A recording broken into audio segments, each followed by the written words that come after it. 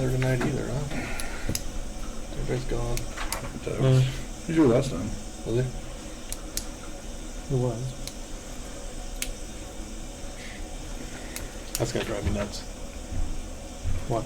That noise back Gotta there. be something from the heating. I keep just completely phasing it out. Yeah. Get fired and they still owe you $54 million. I'll go be a college coach. Yeah, right. Yeah, crazy. How much money? 54 million. Oh, you make it. 54 million. You To not coach him. gotta start feeding the dog real dog food, but I'd probably make that work. Get fired and collect a $54 million paycheck. Oh, man. How hard is it to write a performance-based contract where if you're not up to snuff, you're gone and we don't pay you nothing? Like, I don't understand why that's so hard. Hey Dan, we're getting ready to start. So that- Can you hear us okay? That contract, they call it a buyout. All right. Yep, And gotcha. that's if another team comes in, but it's included if they fire you. Mm-hmm. It's part of the, You just wonder how much that brings into the team. I mean, if they're paying him 54 million. Exactly why I There's a don't lot like of money out look there. at Jumbo forgiveness. Fisher, Texas A&M. You guys talking about? If schools can spend that kind of money on a football coach, they can forgive their own tackles. Schools do not All have right. money. I mean, I pledge allegiance to the flag of the United States of America and to the republic for which it stands, one nation, under God, indivisible, with liberty and justice for all. All right, please silence your cell phones. We'll get started. Jan, roll call, please. Mayor Sherman? Mayor Pro Tem Lundstrom? Here. Counselor Horton? Counselor Klinkhammer? Here. Counselor Lundstrom? Here again. Oh, sorry. Counselor Scalisi? Here. Counselor Spradlin? Here.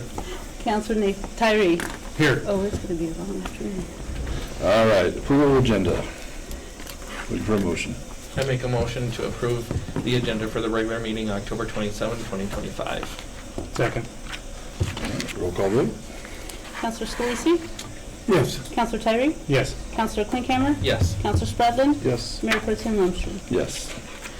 All right, moving right along. Approval of minutes. I move we approve the minutes of the October 13th City Council meeting. Second. Okay, roll call vote.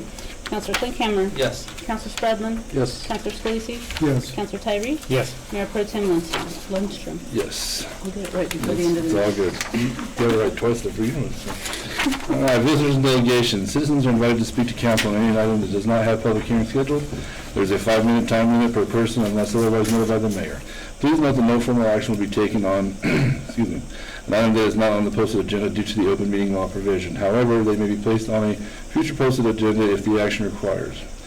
To better assist you with questions, please submit them in writing to the city clerk and someone from staff will respond. Is there anybody here for public comment? No? All right. Let's head to management. Resolution number 2025-12. All right, I'll give us a report, and then also if Dale or Chris would like to add to it, they can do that. This is a resolution to increase our trash rates for the city of Brush. We've had I think this on the agenda probably 3 or 4 times in the last few months, and we've discussed it, and then at the last work session, the direction given by council is to move forward with increasing the trash rates. For the most part, it is due to needing new trash trucks. Trash trucks have gotten more expensive, and so right now we just can't afford a trash truck. If we did, we would take our reserves down to a very low level that we're not comfortable with. Also, we had discussed the county tipping fees. The tipping fees for the county landfill have gone up, and not only this time, but they also have a projected second increase here in the near future as well. The other is a state, I believe it's the state health department, but there's a state tipping fee portion in there as well, so that's increasing also. And we also discussed about just in general cost of operations. A lot of our insurance is going up And so those costs have been increasing as well, and we don't expect those to end. At the last meeting that we had, work session meeting that we had, council, we're debating about between a 10 and 20% increase. And then we ended up with the direction being a 15% to move forward with that. And then the only thing that at that time I just did not know with the current calculations and looking forward into the future what our needs were, if this was a one-time or if it was a 3-year. But I talked to Chris afterwards, and then it's 15% for the first year, then it drops down to 10% for the next 2 years. And so that was the only piece at the last meeting that I did not have. But we also had, after the meeting, we talked a little bit about one of our other rates in the trash department, and that is the lease agreements for the commercial dumpsters. They've been at $5 per month lease rate for quite a few years. So I believe it went up to $7.50 in the document as well. And then we just want to make sure it was clear that when we talk about these increases, it's for residential, commercial, and industrial. We want to make sure that was very clear in the document as well. So we're bringing that back as a formal action item so that we can get this put in place by the 1st of January. Anybody else want to add to that? No? Okay. The only thing I could add is that we have had fairly steady tonnage over the last several years. I mean, there's been some increase, but it's not the same as what you see from other waste haulers who have increased quite a bit. And a lot of it's because we do recycle and we do have diversion. So, so that, I know that's been kind of questioned, you know, is recycling helping? Yes, it is. Cool. Other thing that I'll add is that one of our discussions was, do we purchase that new trash truck this upcoming year? And we put it into the budget, but what we'll do is we'll just watch that fund to make sure it's recovering fast enough before we pull the trigger on that. We also talked about the lease purchase on that if needed, just to spread that out a little bit. Cool. Okay, so we're going to look for a motion on resolution number 2025-12.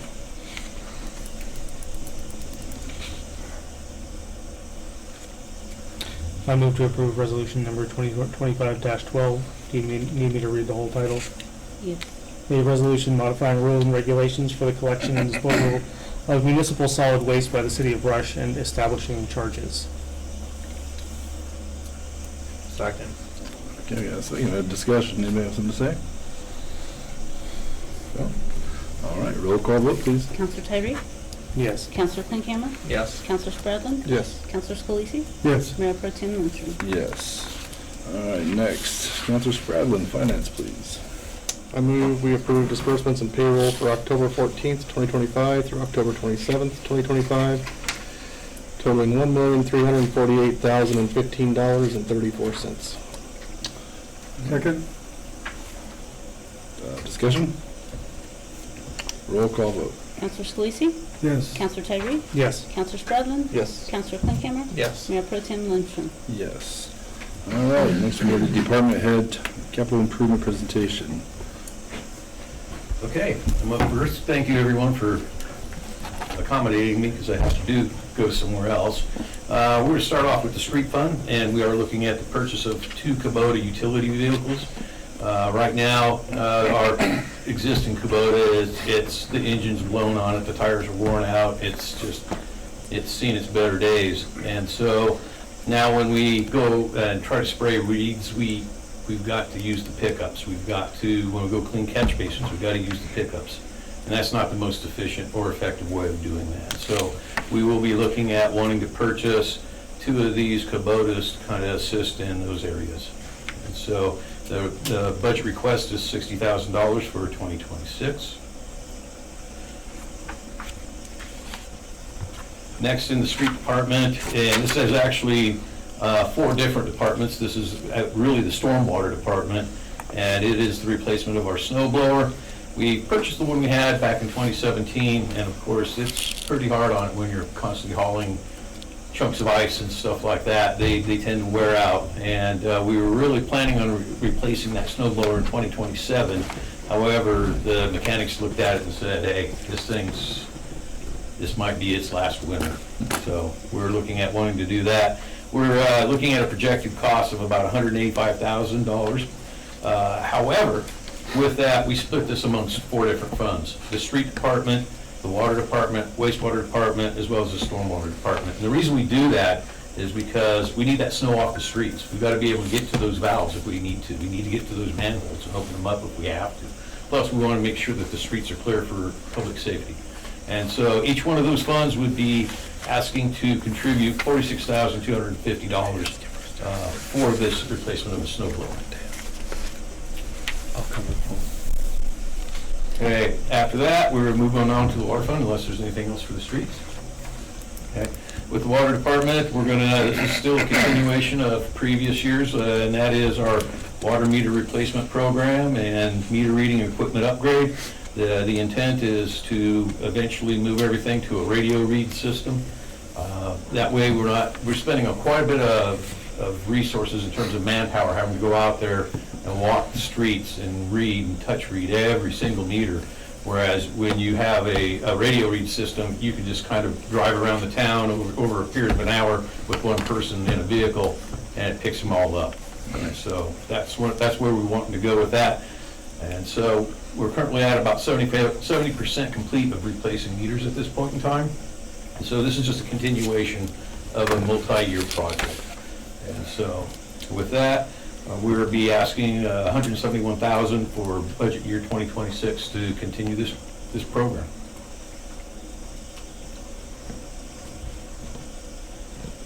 Next is also an ongoing program to update our fire hydrants.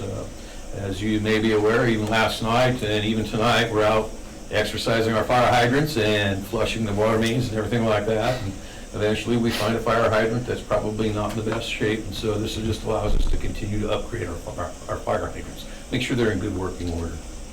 And with this, we're going to be looking for $73,750 for budget year 2026.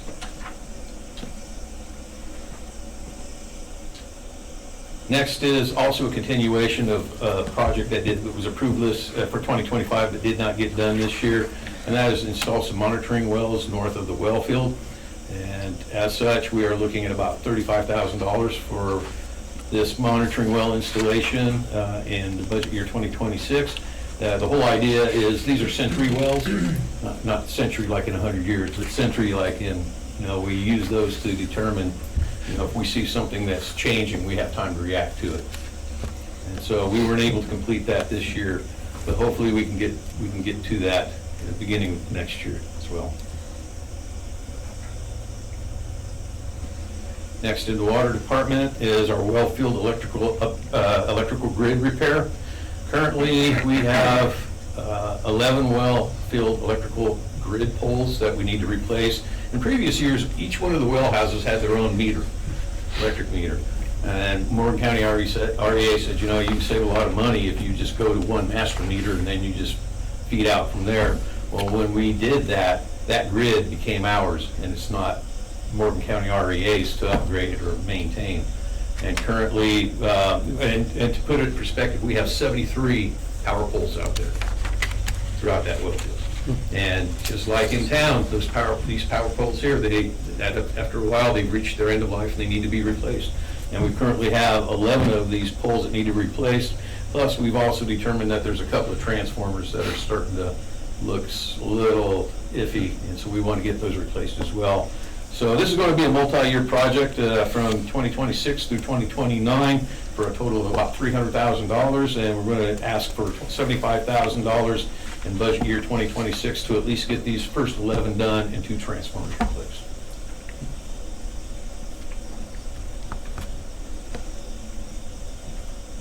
And then also the next one here was the water department's contribution for the snow blower. And then on the next page, page 8, we're looking at replacing the supervisory control and data acquisition computer that the water department uses. So we needed, just like any other computer, at some point in time, they've reached the end of their useful life. And this one here's also done that. It's 6 years old. And this is what runs our wells and keeps our tank levels going and our booster pump station running, making sure we have adequate pressure. Part also the problem is that it is running Windows 10. Windows 10 is no longer supported by Microsoft. And there's a big push with the EPA right now about cybersecurity and a lot of that. So we're looking right around, a rough estimate for 2025 was 18.5, but we're looking at 20,000 for this next year to replace that SCADA computer. A lot of that is the engineering and programming that goes into it.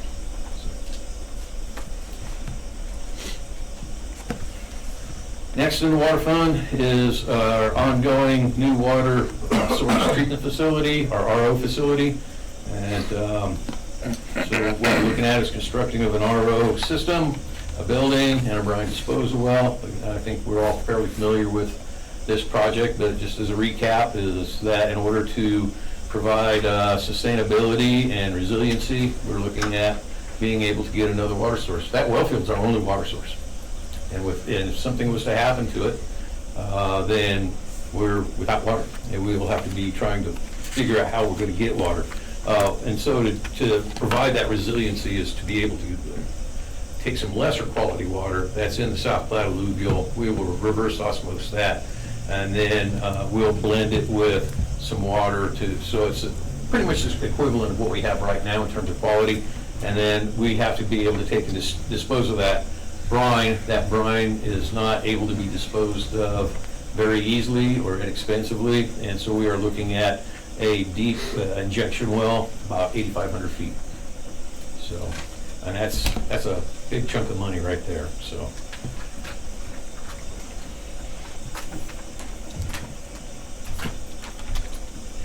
Next, is there any questions on the water fund? Okay, next we're going to move on to our trash and garbage fund, and we are looking to purchase a new trash truck. The 2018 Freightliner that we currently have, it seems like we're having to do a lot of repairs to these things all the time because they just sit and idle in the alleys, and it's really hard on these things. And the waste management industry, to be honest with you, is very hard on equipment. And so we're looking at wanting to acquire another trash truck. As a matter of fact, we'll be sending another trash truck up to Denver to get repaired again tomorrow. So we'll be running one truck tomorrow, so if we can let the ladies in the office know. So, yeah, I mean, because it's just real, that whole profession is really hard on equipment. And so we're looking at $310,000 as the 2026 budget request. We would take the existing 2018 Freightliner, instead of trading it in, what we will do is we'll have it gone through one more time, and we'll use this as a spare backup in case, like tomorrow, when we do have to take a truck up to Denver to get work on, we still have 2 trucks we can operate.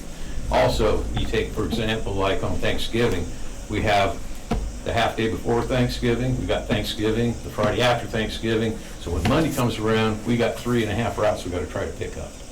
And trying to do that with just 2 trucks is pretty overwhelming. So the whole idea is to be having that 3rd truck to help catch up whenever we get behind, and also provide some redundancy within our solid waste department.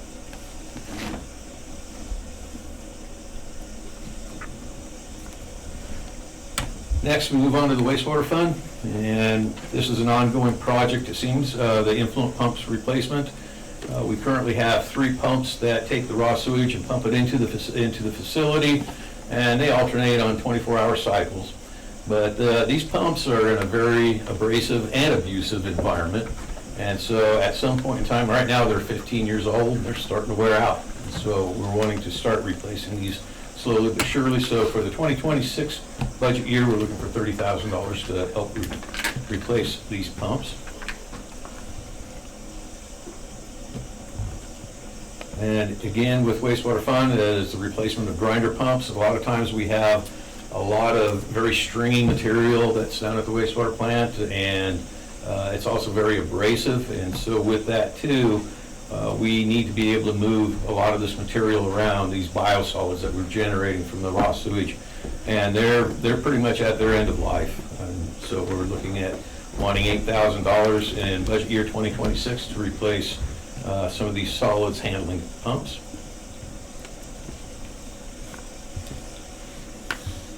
And then also with the wastewater fund, we're looking at a bladder tank repair. We utilize our effluent, our treated wastewater, and we use that as wash down water throughout the facility. We also use it for seal water and things along that line.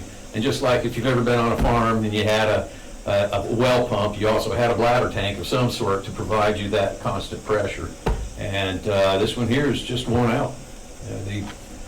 They're having to constantly try to keep air into it, and it's becoming very difficult.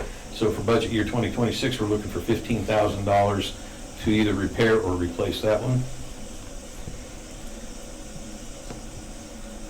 Next, we're also looking at a spare rotary load pump.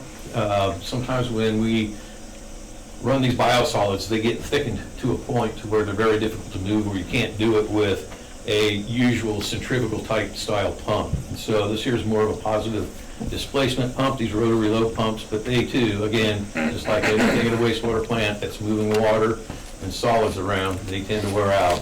So for budget, and we got two, and currently we rely on two of these, and we just put in the spare. So what we're wanting to do is buy another one, have on the shelf, so in case it does go down, we have an additional one to do that. And so we're looking for 2026, $25,000 to do that one.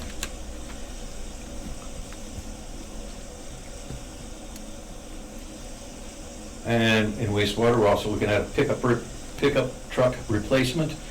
We currently have a 2010 Chevy Colorado that's 15 years old this year.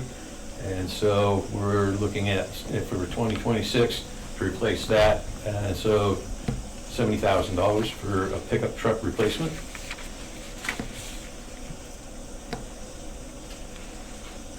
And then next, we want to replace the waste gas system. Whenever we stabilize the solids in the wastewater facility, we tend to generate a lot of methane gas.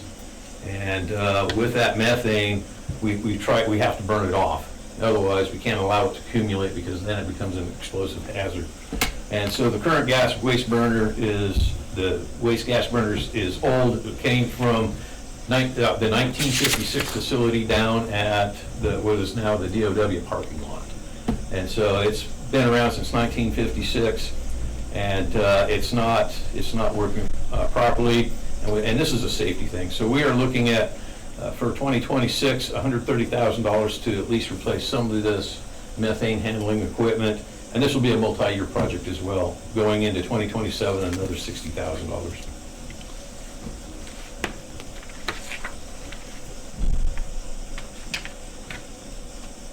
And then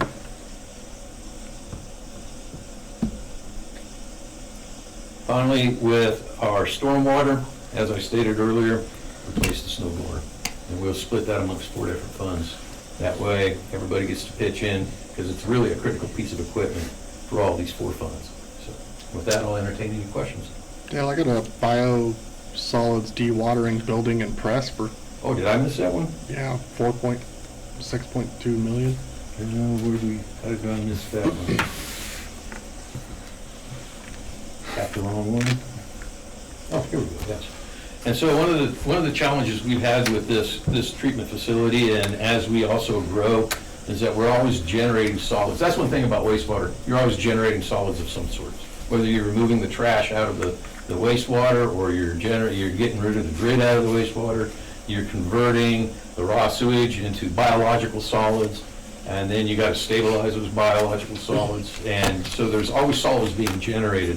And currently, we have a biosolids disposal site right next to the wastewater treatment facility, and it's worked out really good. However, we've noticed that here in the last couple of years, we have this agronomic uptake limitations that we have, and right now phosphorus is our most limiting factor on that.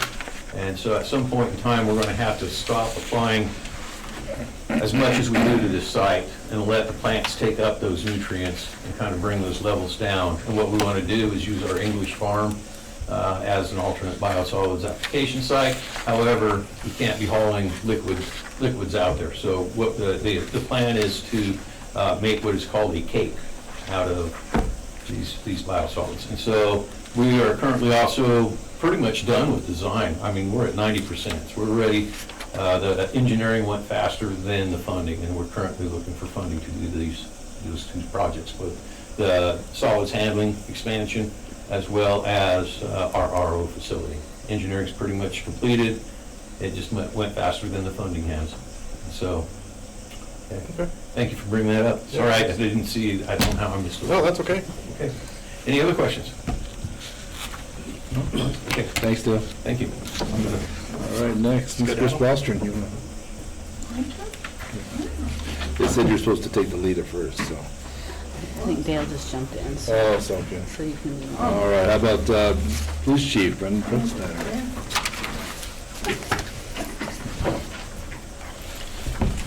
Evening, Mayor Pro Tem, Council.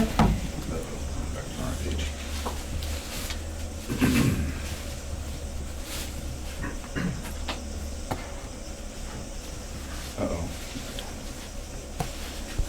Okay. So leading off, my request for the 2026 year is a second year on a current 5-year contract with Axon. We went into their enterprise package this year, 25, so this would be a secondary year of that 5-year contract, looking at a total of $71,194. Axon continues to be a great partner for us, top level equipment. They're constantly always updating things, so we're really, really happy to be able to have access to them. Second item in my request is a second year of a fleet lease payments. So we got 2 vehicles the end of last year into this year with a fleet service. So we're currently on 4 years of that, or excuse me, currently at 4 years on that contract. This would be the second year of those payments with a total request of $27,086 for 2026. Third item is continuing with just more product that we've currently been using. We're going into another contract year with Axon for the Fleet 3 services that they have. These are the in-car camera systems that we've been utilizing. We went with 4 initial vehicles initially, but we're looking at trying to add additional cameras throughout the rest of the fleet. Those that have had access to them have found them very, very beneficial. One, being able to identify license plates without having to be sitting right next to the vehicle. Having that capture capability from the cameras has been very beneficial. This is an additional contract from that would be a total cost of $39,917 in 2026. The police department has primarily been exactly the same as it's been for the 20 years that I've been here. We're trying to get some more renovations. We've had some cabinet work and stuff done in the past that's starting to not hold up very well. It's starting to fall apart. It's making it difficult to store items and it's causing some aggravations for officers with drawers and different things not holding up very well. So we're looking at trying to get some new cabinets and things built in the back, as well as getting a break room actually identified. So the entire time I've been here, we've never actually had an identifiable break room. Essentially, we've prepped food in another area and then sat where we worked, where we were processing evidence and doing different things like that. So a big part of me taking over is trying to get it so guys didn't have to have so much contact with where we're processing evidence and things at. So we're trying to get an actual break room and utilized in the area we have. We just have to put sink and some electrical work, because right now, if we run a coffee maker and the microwave at the same time, it kills the breaker and bring everything back on. So I think I understand it's just the building's older, it just wasn't meant to handle those two things at the same time. So on top of that, a few years we had some pretty decent flooding in the basement. And it caused some of the drywall to have to be replaced, specifically around the baseboards, as well as some, what would you call it, basically the plastic pieces on the bottom of it. We need to replace all of that and get it fixed. We've had some drywall, had holes cut in this entire time, just doesn't really look the best, so we'd like to get that all replaced as well. So we're shooting for roughly $50,000. I'm hoping I can get contract something a little bit less than that, but just talking to my staff, this is kind of a rough estimate of what we thought would be sufficient to get that done. One of the bigger requests from my department, or my officer specifically, are the Flock LPRs, the license plate readers. We've been talking to Flock for the last year, just kind of going over their capabilities, and we find that They're a great resource for not only preventing crime, but also being able to us close out cases. I can get any officer to take reports, but I would like to get our closure rate higher. The difficulty with that is a lot of people use vehicles, and if we can't have a specific vehicle, license plates and different things like that, it makes closures a little bit harder for us. So I'd like to be able to get flock LPR license plea readers in town, just to help kind of upkeep that closure rate a little bit, as well as just kind of track vehicles that are coming to town. I know we get a lot of people coming from Denver, the metro area, that are coming out here. They think that we don't have the capabilities like this, so I think this also gives us a better understanding, an idea of who's coming to town, especially when we get a lot of drug issues that come up from the metro area. So being able to have identification of some of the vehicles that are coming up here would be very beneficial. The current contract that we would enter into would cost an initial cost of $29,900. That's the first year of the contract, as well as a $900 installation.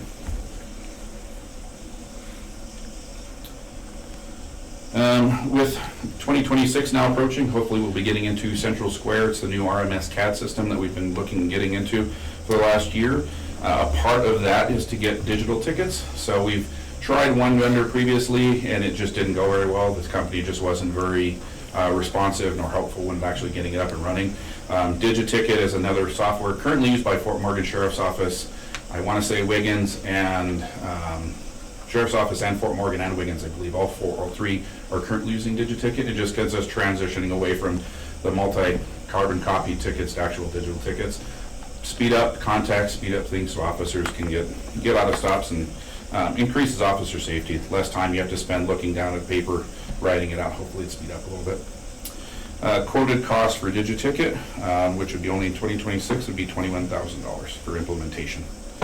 Some of those items could very well be cut cost because we actually have printers and paper and stuff from the previous software we're trying to get into, so hopefully we can cut cost a little bit on that.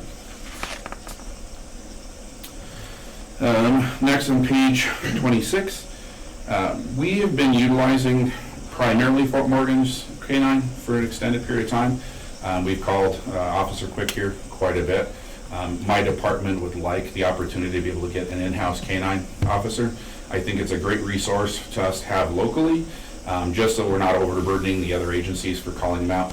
We unfortunately have a business or residents relatively close to town that's spurring on a lot of issues, but it's not in town specifically, so we're getting a lot of traffic from this residents and then utilizing Fort Morgan's dog primarily to come over and help us do K-9 search, which is great. It's been a fantastic collaboration with Fort Morgan, but it does take one of their officers away from them to come over here.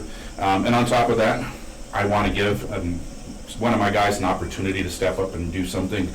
We don't have a lot of lateral movement in the police department, so a K-9 is something we really could use, would be very beneficial, and it would give an opportunity to have some growth within the department as well. To get the K-9, you have the cost of the dog, the cost of equipment, as well as a class.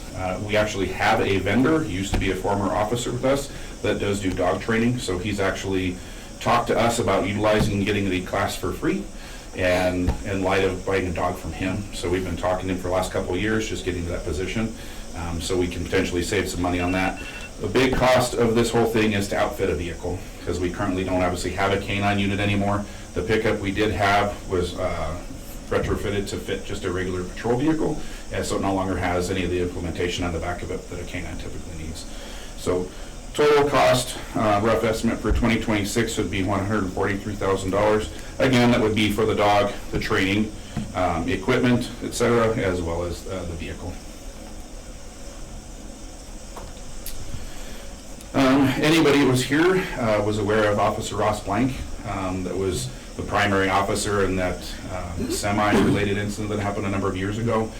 During the incident, he fired his patrol rifle from inside of his vehicle, trying to stop the semi from continuing to wreak havoc. Because he was firing it from inside of his vehicle, he now has some loss of hearing in his ear. I talked to him recently, and it's been a number of years, and he still has some loss of it, so it hasn't completely gone away. Having the ability to add suppressors to our rifles for these things will help long-term minimize the amount of hearing loss for these guys, especially if you have an incident such as this and they're fighting from a confined space.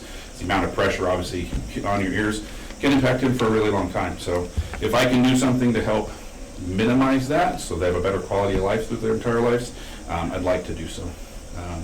We've already quoted the cost of the suppressors, and they're roughly around $1,000 a piece, which brings a total of 20 suppressors to roughly $20,010.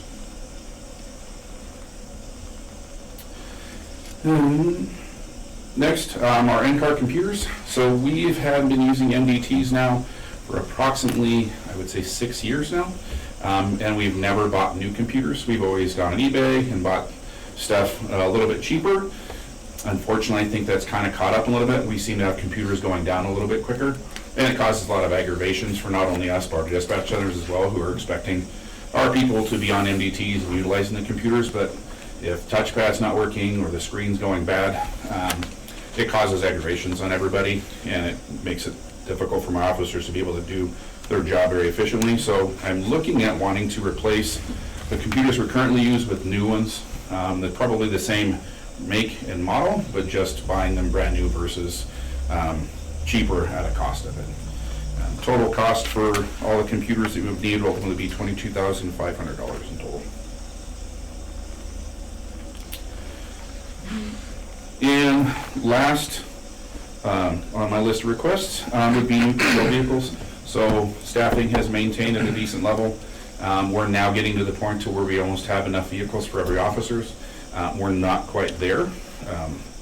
We're also at a point where we're probably a couple of years out before we'll have to be in a position of replacing a vehicle. Right now, the vehicle that we would technically be replacing is an admin car that doesn't have a lot of miles and held up really well. So new vehicles would be going to new officers.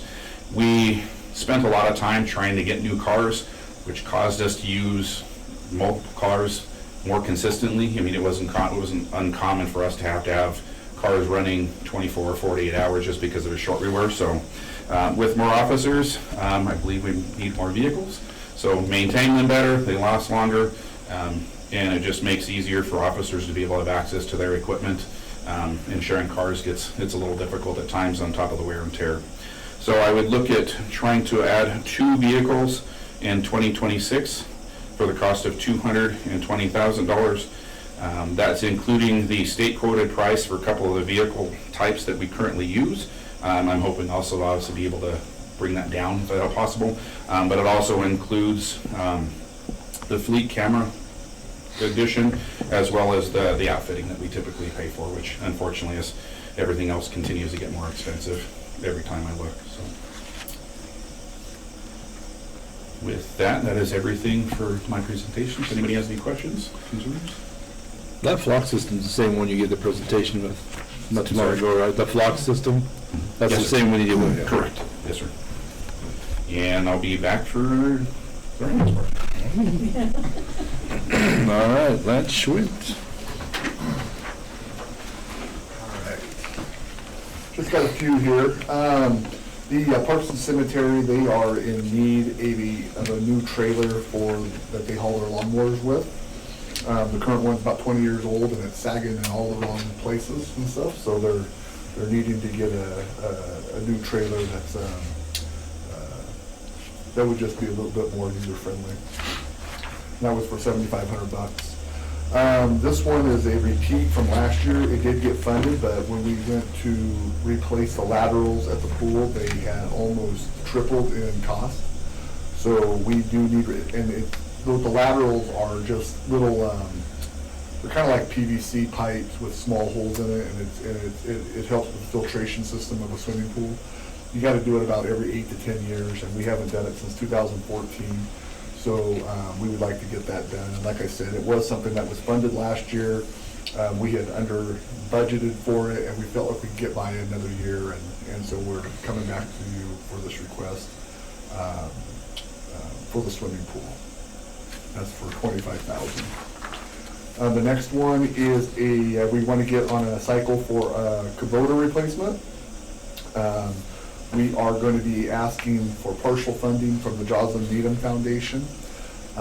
It is $52,000 this initial year because we all would like to also get the attachments of the snow blower and the, and a blade, and there should be another attachment on here too that I left off, but anyway, they're very handy around the parks, and also we have the Sunset Pathway.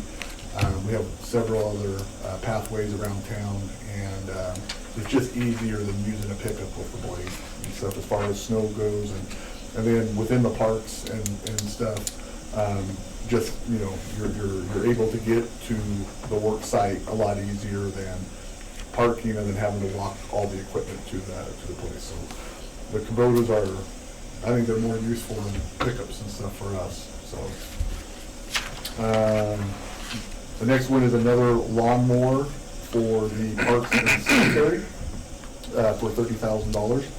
This will replace, we have the Hustler mower, which we've used for all of our ball fields over the last several years.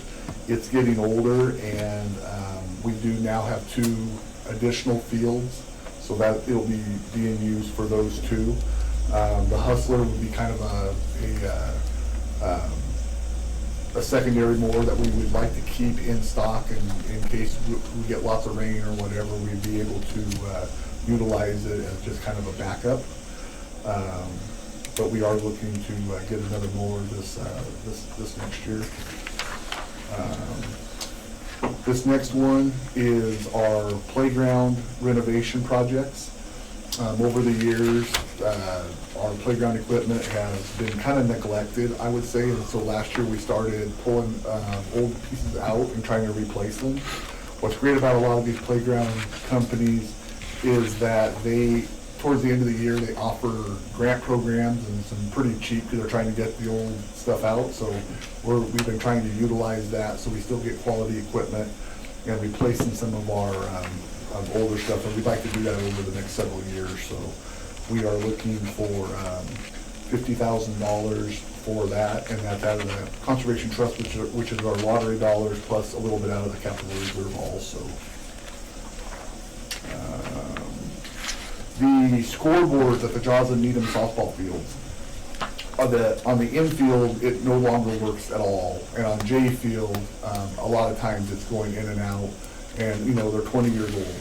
The good thing is Excel Energy, they have reached out and they would like to help fund those. So we are in conversations right now on doing a cost share to replace those, and so that's something that we are working on. At the very minimum, we're going to have to replace the infield. The J field, it still works. We could probably get by with it another year, but it would be nice to get matching ones and get them both done this following year, this next year. This one right here, you can just kind of eliminate because we've decided against it. This was going to be for our driving range, and this would have been something that we would actually ask the foundations to pay for. They're just artificial turf targets that'll be up on the hill, past where the grass is right now. This was just going to be kind of in line with now that the driving range, you can see everything. We were going to put those out there, but we decided we were going to wait on those just to see how everything goes this next year. So this one won't be within your packet after tonight. The next one is a greens mower. Our current green mower is always breaking down, and we're always talking about repairs and all that sort of thing. This new one we would use that, and the old greens mower then we would use for tees and collars, and the tee boxes and the collars around the tee boxes. They're all mowed at different heights and everything else, but they're adjustable.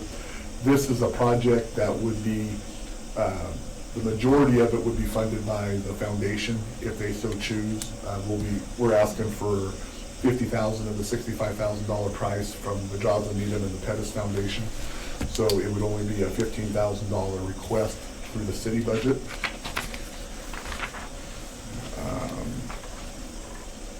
The next one is our driving range picker and cart.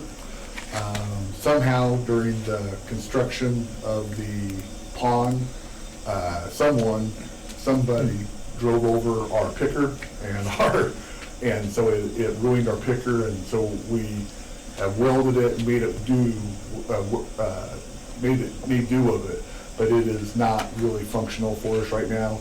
And the actual cart itself was just an old cart that we had way back when, and it died, and we would be able to utilize that for the cart to house the picker.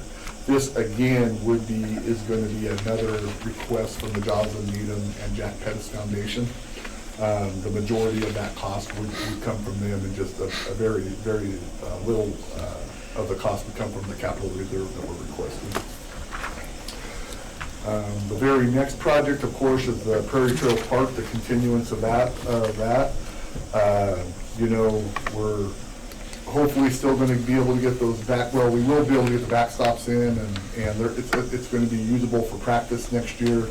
But this is just an ongoing project where the rest of the perimeter fencing, some security lighting, some more drainage. I also included the dog park in there, since that was a discussion that we've had a couple months ago. And what we're going to try to do with this, of course, is be very, very aggressive trying to get GOCO funding for that, which we can then get a lot more of the project done if we are awarded a GOCO grant. So that's just going to be ongoing. As you can see, if we get a GOCO grant, we might be able to eliminate the 27, 28, 29, $200,000 request, because it would be probably about $1 million grant that we would be requesting. And then finally, we have from the Community Enhancement Fund flooring at the VFW. This past year, we really upped our active older adult programming. And a lot of that is because the VFW has allowed us to use their facility. We do active older adults there on once a month on Fridays. We do our dances there, and they've been very, very generous with the facility itself. And so they've upgraded their bathrooms. The parking lot's been upgraded, and the flooring would be great. It'd be just a good community area for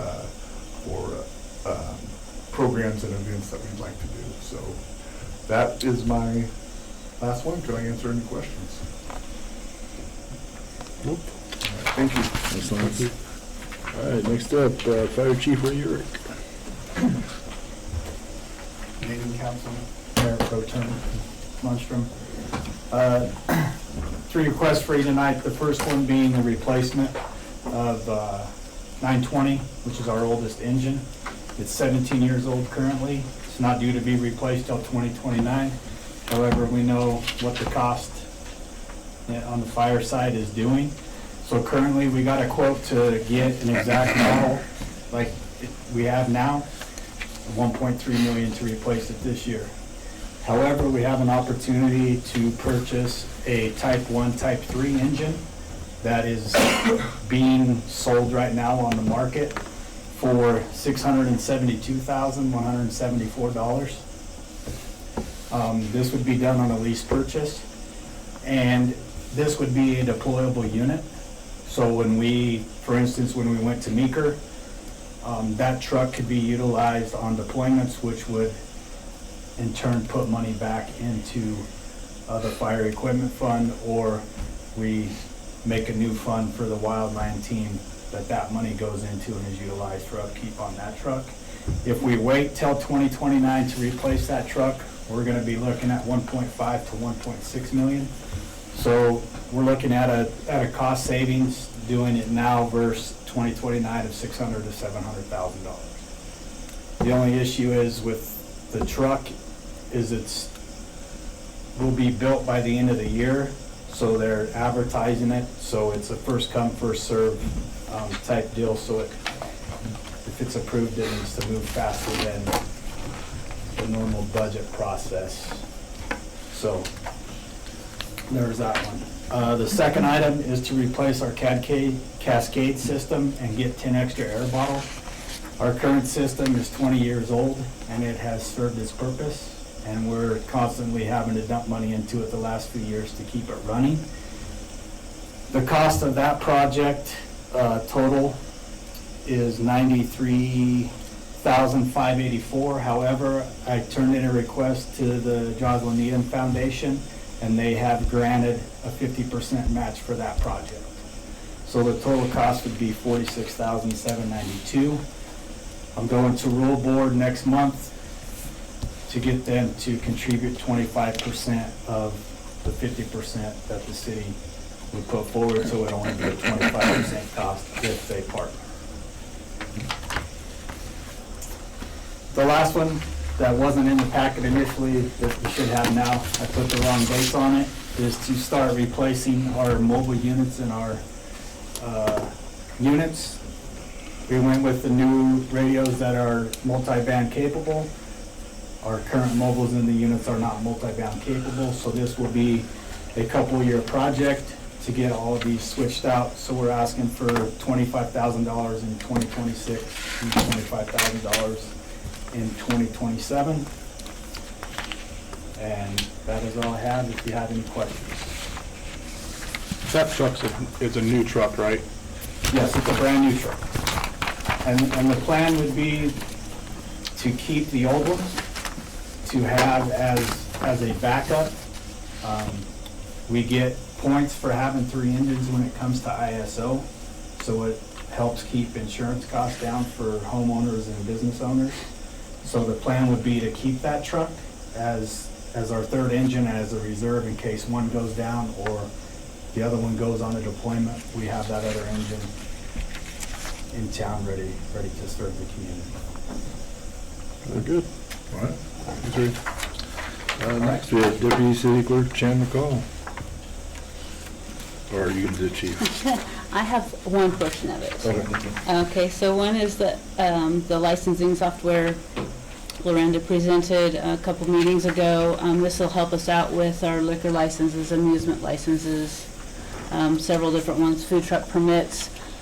There's 2 of us working on it, so sometimes things get crossed a little bit. It'll help out the applicants, streamline the process. It'll help us keep it better organized, and we can do automatic renewal, send those out rather than us having to put it on a calendar and remembering to do it.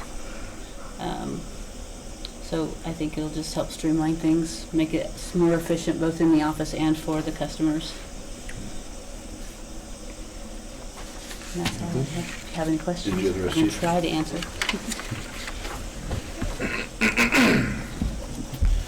So Lorenda, because she wasn't here, was requesting me to speak upon the safety committee side of things for City Hall.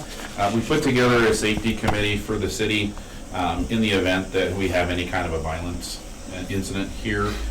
Recognized some of the safety concerns. Some of the ladies up front in the offices have no way of escaping, no way of getting away, and they're the first person somebody would come here with ill intentions to first see them. So Lorena wanted me to do the safety presentation for some of the items we discussed and we thought would be beneficial for the front office as well as in here. The first item is silent alarms. It'd be noted that this is actually in the budget for this year, but just in the event that it isn't able to be done this year, it'd be carried over to 2026. Essentially, in the event that somebody has something happen here, the silent alarm switches would be in each of the offices that they can activate versus trying to find a phone. In the event that the phone is just not an applicable thing, would be an alarm that would go straight to our dispatch and identify what office it's coming out of and how quickly we can respond. Total cost for that item would be $13,000 in 2026. Another big discussion was ballistic shields / ballistic blankets. Something of sorts that would potentially be bullet resistant. Part of it would be safety infrastructure for the offices up front. Excuse me, sorry, this is for the council chambers, my apologies. So the other part of it was in the event that somebody comes in here with a firearm and looks to do, threaten you folks and or the court during court proceedings, we would fashion ballistic shields / blankets behind the dais to keep you guys from being harmed. Total cost for ballistic shields would be $8,000. There is grant funding available that Lorenda is applying for, but just in the event that the grant funding isn't capable, we look at possibly just pulling it out of the capital reserve.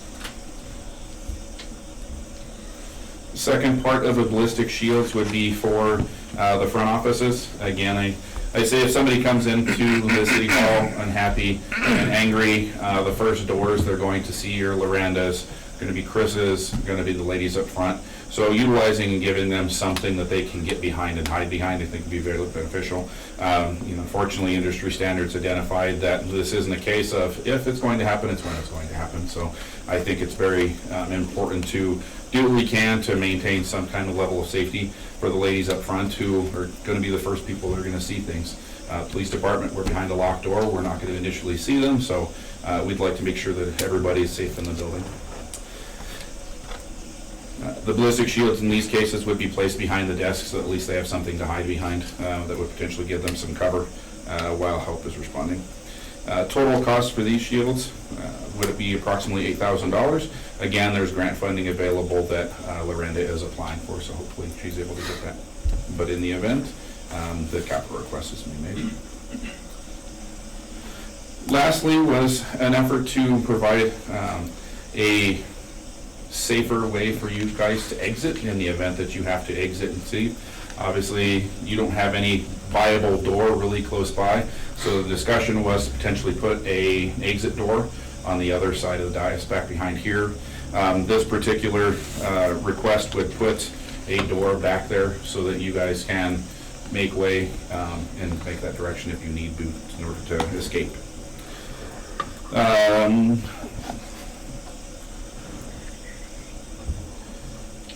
Though this would not include an ADA ramp, since there are 2 ADA accessible entrances, exits for the room. Total cost for the new door would be approximately $10,000. And that's it for the safety committee. Did anybody have any questions?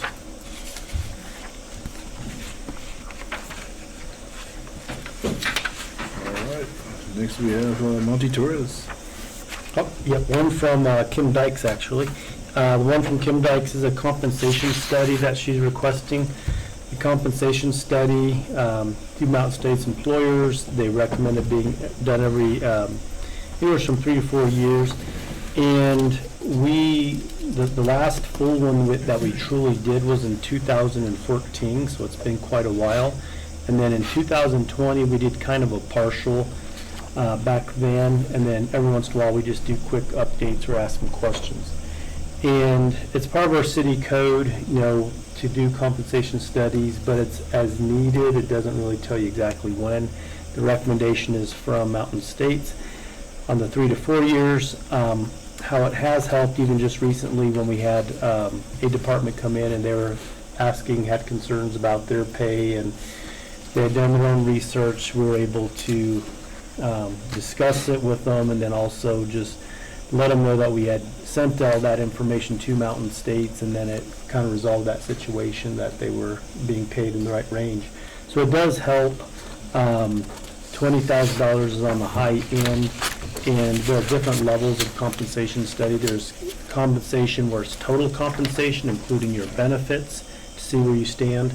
But what we typically do is we just want to bounce where are we at compared to Northeast Colorado, and then a few of the Front Range communities that are on the outskirts, and then that gives us a pretty indicator where we should be according to the study. So that's a request from Kim Dykes. Anything else? That's all I have. Chris Bostrom. Good evening, Mayor Pro Tem Council. I have one request, and this is basically a carryover from our 2025 budget, that was approved in the 2025 budget cycle.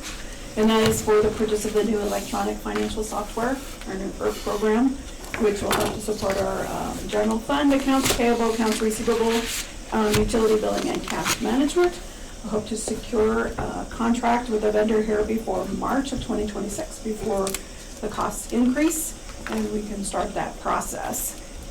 It has taken a little longer than I anticipated, but we did get Paycom off and running, and so we feel pretty comfortable with where we are with that platform, that we feel we can move forward with the financial software update. So just requesting that roll over into 26. Question? Okay, thank you. All right. Next we have staff reports. You can do telepurpose or no? I'm gonna skip them. I probably have some of those items. Okay. Chief of Police, Brandon Flextimer. Just have to listen to me 3 times, that's all. So I don't have a lot to report on. A big part of that was I was out vast majority of last week because I was at the IACP concert. It's the International Association of Chiefs of Police. It's the first time that it's been in Colorado since 2009. It was held at the Colorado Convention Center down in Denver. Very eye-opening experience. I've been to some other conferences and stuff, and nothing comes even close to the size of it.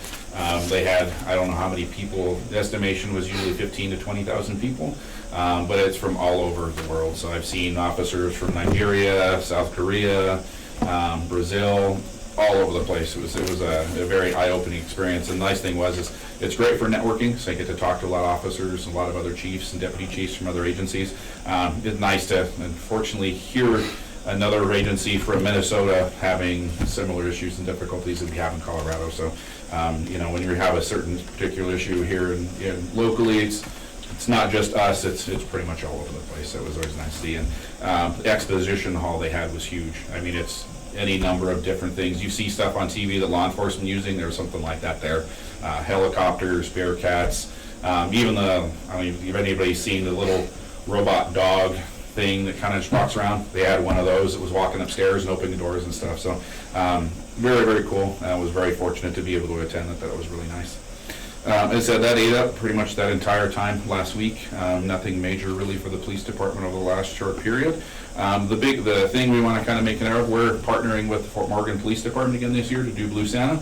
So they're going to be at Safeway, Edwards, and Walmart, and we're going to be outside Fresh Foods again. It's going to be on November 15th from 9 until 1, where we primarily accept funds for people that are in need for the holiday season, as well as toys and toiletries and things like that for elderly folk that might be in need, and then people that aren't as fortunate for the holidays. So we'll have a table and chairs and a couple of officers sitting taking donations for anybody that happens to stop by. Cool. Any questions, concerns that come up recently? No?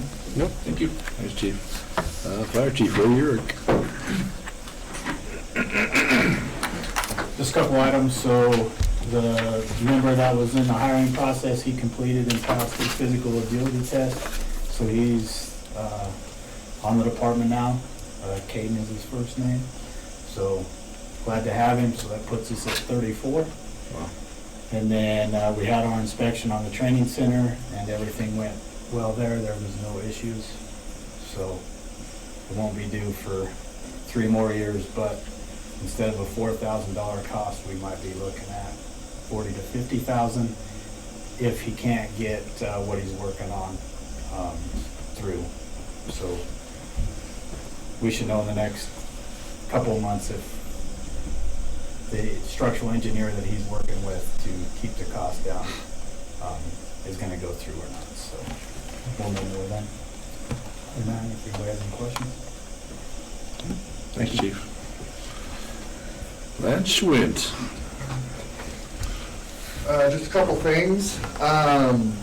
We have started work over at the Sunset walking path in between Howell and Cambridge.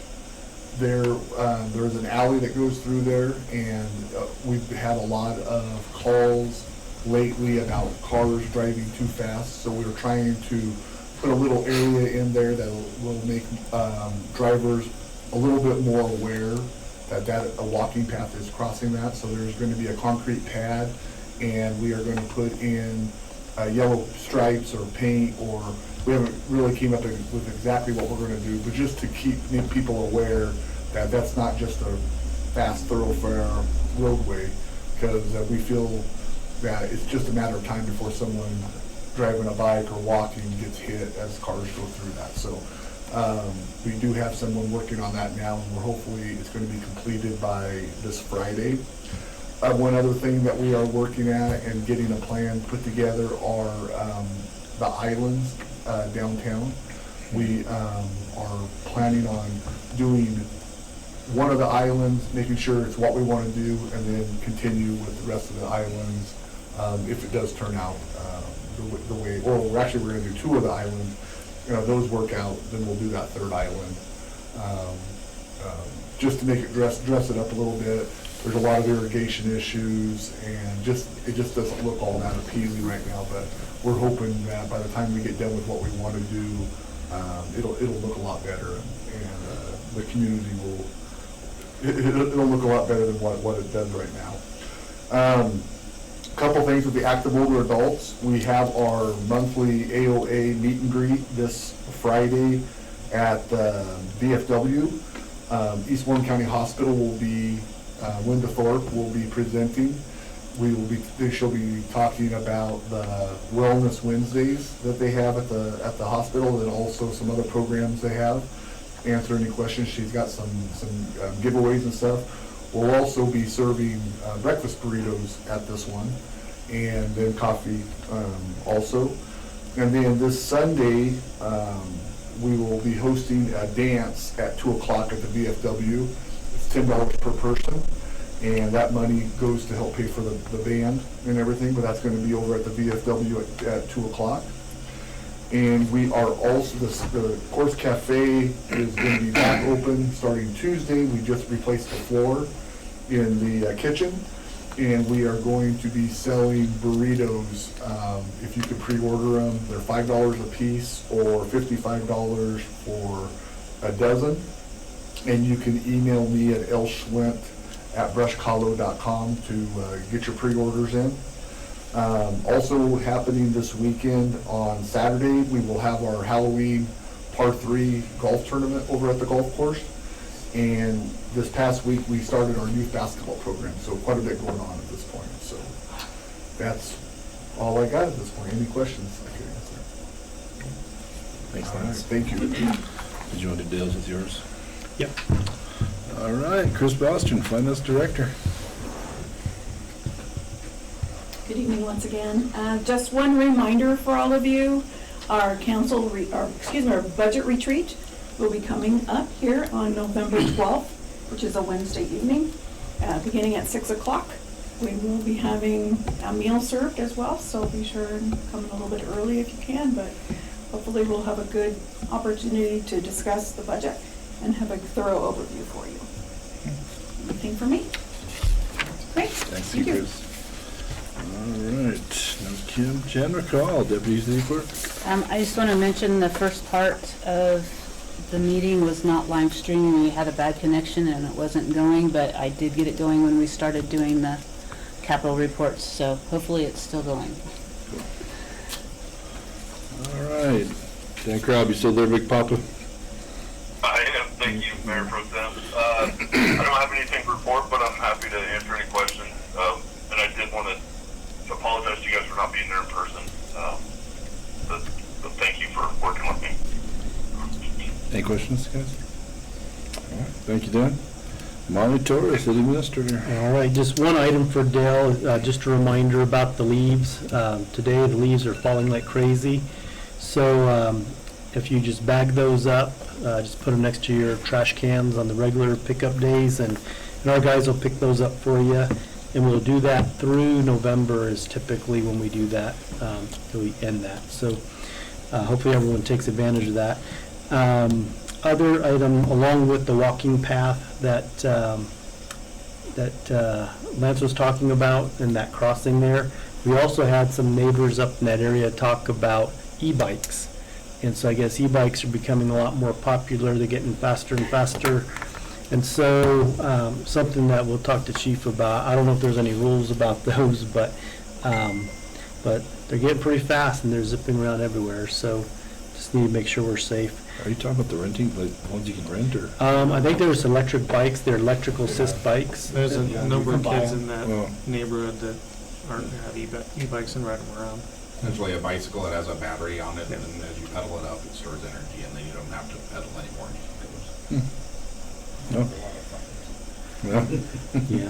So we're looking at, let's see what kind of rules are there, if there's any, but we might also put out some just safety messages as well on those. Other things, 7 Circle Drive from Tyler's office, they've been working on this for a while, and they're working on the asbestos piece of it, and finally we got all the clearances and the demolition permit approved at the state level, and so here shortly that should be knocked down, so I'm hoping this week or next. Last thing, water rates, we just talked about trash rates, but water rates, one of the things that we had discussed last year was doing the increase for 1 year at a time versus multi-year, and so we're going to be reevaluating that now that most of the heavy water usage months are complete or done. We can look and see what the revenue stream really produced, and then Dell did tell me that the estimated cost of the RO system is probably bumped up a little bit more, so we just need to see what that is going to look like, and then we'll see what we need to do with water rates in the future. That's all I have. All right, mayor and council reports. Any councilors have anything they'd like to report or share? Godfather? I guess I'd like to know what the update is on the fireworks or 4th of July water issue. Oh, the water balloons. I'm not sure if we ever got with the Chamber of Commerce, but we were going to get with the Chamber and have a discussion with them on safety, the water balloons, and what to do in the future. No, there was not a current update. I'll reach out back out and get something. And is the fire department going to be included in that? Because the water trucks from the fire department are part of the issue as well. I think it'd be beneficial to have all 3 parties involved, so everybody's on the same page. Okay. Anything else? Well, I'll look for a motion to adjourn. Make a motion to adjourn. All approve? Aye. All right. Hey guys, I forgot I had this. I gotta use it by tonight at 9 o'clock. It's a $25 gift card to Tractor Supply, and we can use it, or no? It's gotta be used by tonight. That's what it says. It expires today. Do you have yours too? Yeah. You guys want it or no? No? Okay. Dana? I used mine already. What did you? I totally forgot it. And they don't, no, there's no work session, Dan. We're good to go. Yep. Sure, thank you. Bye. What were you saying? A lot of times those are like $25 off 50 or 75. And no, those aren't. It's just 25 off 25, which is nice. Yeah, it's all, you got to spend 25. But at least you don't have to spend 50. Yeah, that's right. A lot of them are, or 70. She called me. I told her to space it out. Yeah, me too. It's kind of a cool little store, though. You been in there? Yeah, it's nice. It's pretty cool. Yeah, it's been fairly busy too. That's good. Well, I was curious how busy it was, because I only see it at like 6 in the morning and then 5:30 at night, so it's super busy. Yeah, it's been pretty good for the last couple. It's nice to have there. It's got some booths, man. I've been going to Murdoch's for like one booths here. Sure. Good place to buy pet food. Yeah. Drive all the way to Morgan. Yeah.